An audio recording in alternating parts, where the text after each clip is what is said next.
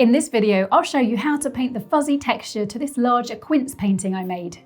Hi, I'm Anna Mason. Welcome to Nature Studio TV. This large and detailed quince painting is a solo tutorial, a class that has several shorter videos as well as a traceable drawing and a list of paints, and is available in Nature Studio, my online art school and community. To paint this texture, there's no need to do any drawing first. Instead, we'll start by laying down the background colour of the fruit's skin. I'll use the 5 brush, and we're really needing to try and look past the brown fuzz to the colour of the skin, which I'm going to use some Windsor lemon, and I'm going to make it more muted and more orange by adding in some burnt sienna, and then a little bit of, this is the Windsor green yellow shade, and that was too much to go in there.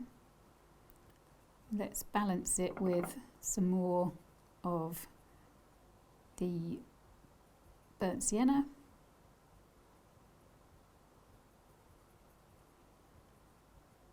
And then a little bit more of the yellow.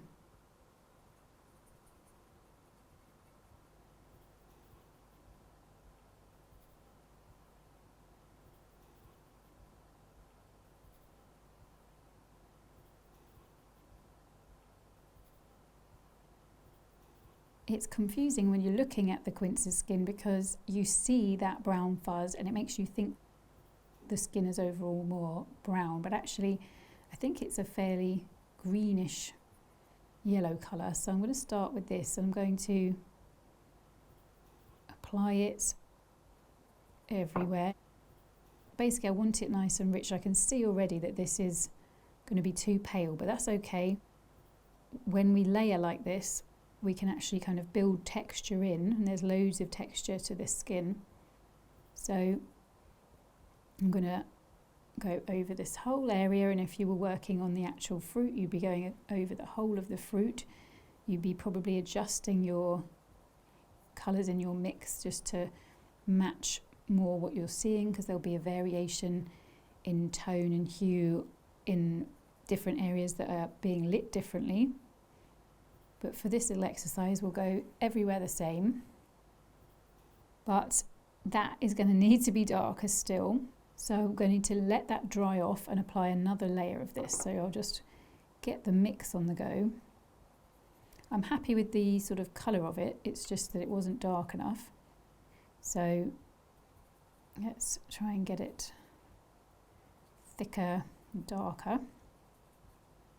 Because you can see as it starts to dry, it actually dries lighter again. So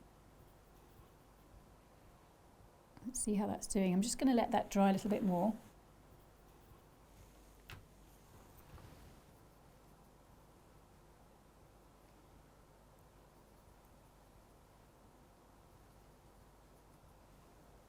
Okay, so with it dried off, let's go in again, try and get it a little bit darker this time.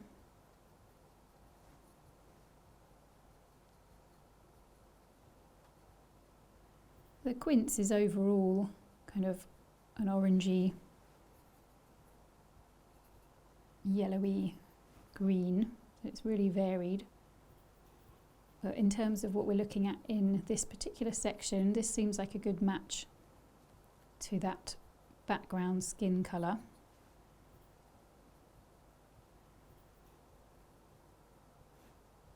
I'm trying to get a relatively even coverage, but it's okay to have some little stipple marks because they can help to create the furriness of the texture. And again, we just need to let that dry off. And now when we're feeling like the skin colour's looking about right, I'm going to add on the brown fuzz. So I've gone down to a 0 brush, and I'm just going to create a reasonably thick mix of, well, I'm starting off with just burnt sienna, and actually I'm going to water this down a bit because I want to have a bit of variation in how I apply this. So I'm going to just kind of come in using the tip of the brush and just trying to create some kind of little hairy, very organic sorts of shapes. I almost call this, I call this brush technique sort of squiggling. I'm looking for it to be uneven. It's not little lines and little hairs. It's these sort of little shapes in this very organic, squiggly kind of way.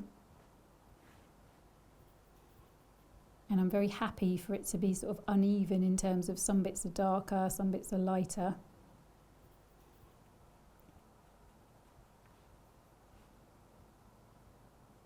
Because that's what we can see when we really zoom in and look at the detail on this Quince's skin.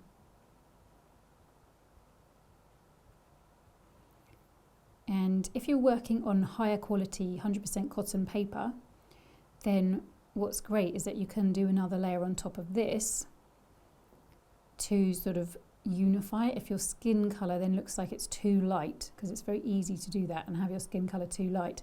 I think what's going to happen if I try and do that on this more basic sketchbook paper is that these squiggly marks are going to lift off and kind of blend in, and I'll end up with something that I don't want. I can give it a go. I wouldn't do it with a big brush. I'll try it with a one brush.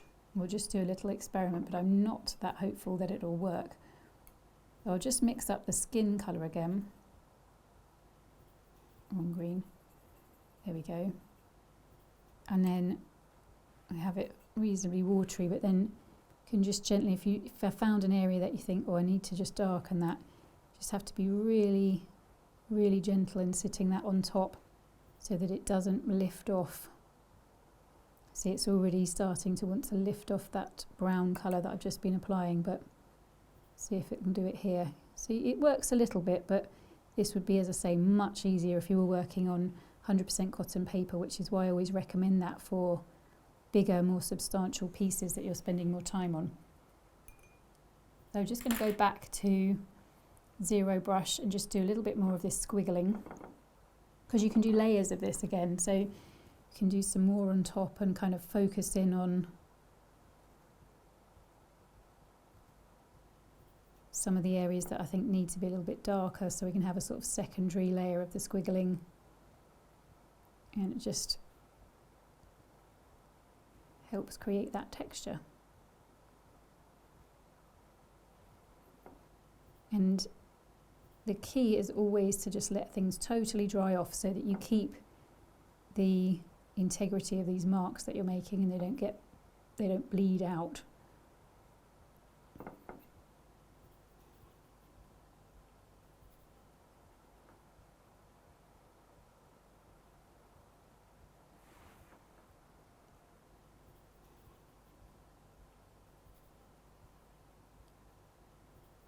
So with it dry, I'll just do one last little layer of this squiggling just to create some more kind of intense little bits and just better reflect that sort of tonal variation that I can see within the fuzz.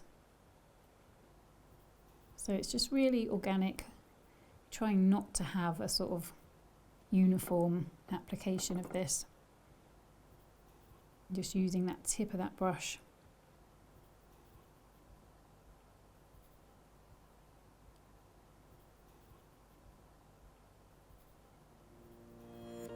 You can learn to paint this full Quince painting complete with an outline drawing you can trace, a reference photo and a list of paints.